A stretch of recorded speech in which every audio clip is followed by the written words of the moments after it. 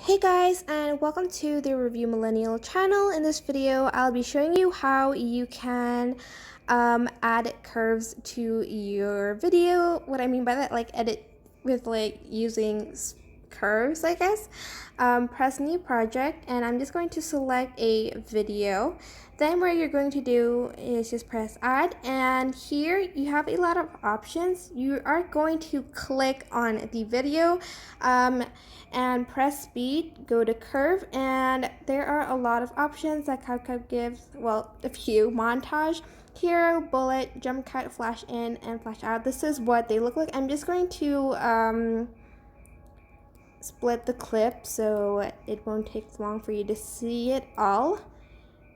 Click it, speed, curve. This one is montage, hero, we got bullet, jump cut,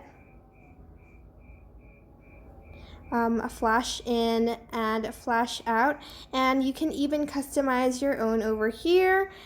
Just press it twice and this will make it slower and this will make it quicker, as you can see.